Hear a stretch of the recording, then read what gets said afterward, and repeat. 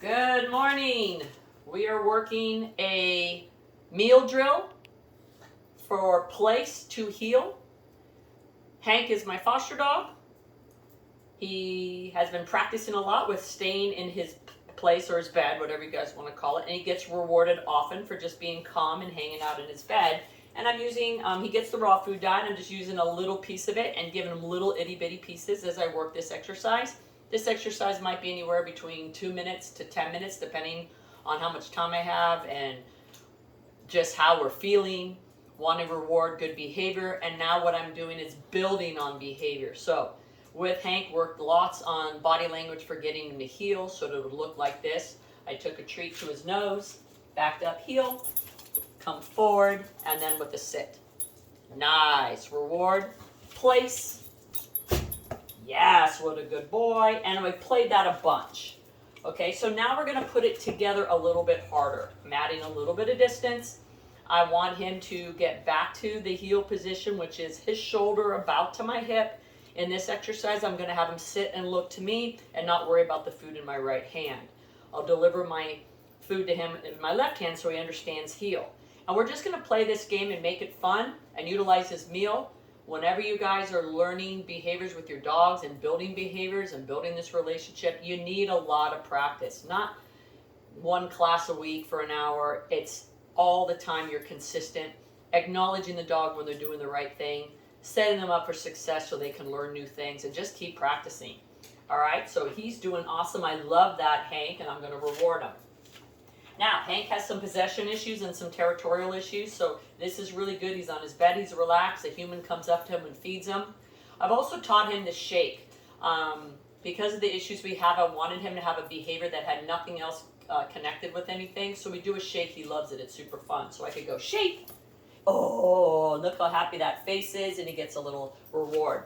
So I like to do tricks or something that's way different from anything the dog has done, so it gets them out of that mindset, and it's something different, and they've had such a great association with it.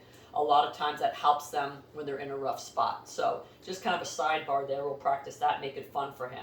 So I'm going to just play go to your bed and heel games, making sure he's in the right position. This is no editing, nothing. I'm in my pajamas.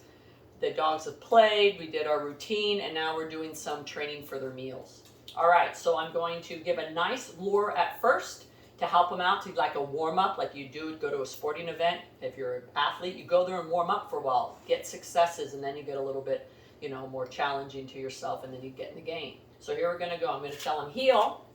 He's going to come around, real big body language for him. Yes, good job. Place.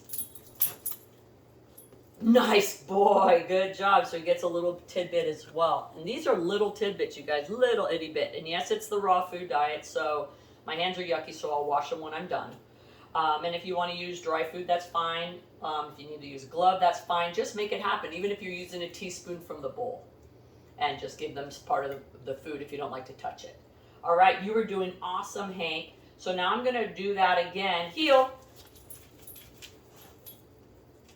Beautiful. Reward, bed. Nice. This time I'm going to do the same thing, but the body language, no food in my hand. Good job, buddy. Heel. Excellent. I'll drop my hand. Oh, you're going to shake that and ignore that behavior because I'm not working that. I don't want him demanding anything. He looks at me, he settles, good job, and I can reward him from the other hand. I want them to never know what hand it's coming from. Now, he automatically went right by to his bed, which isn't a horrible thing, but I didn't release him from the heel. So I'm going to bring him back in with body language. Nice. He got a little ahead of me, so help him out. Remember, we're not repeating and getting frustrated. He's just trying. He's not sure. He thinks the game is just get up and go to bed and then come back here. And notice he's kind of pushing it, maybe getting a little frustrated. I like that he's down, but that's not what I was doing. So let's go back and help him out.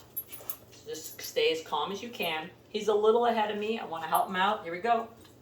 So I don't want him and this will happen a lot. They're just so focused on the food. Here we go, bud.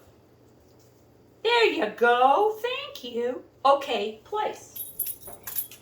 I didn't feed it because I fixed it. I don't want to keep feeding things that a high value if I had to kind of fix it.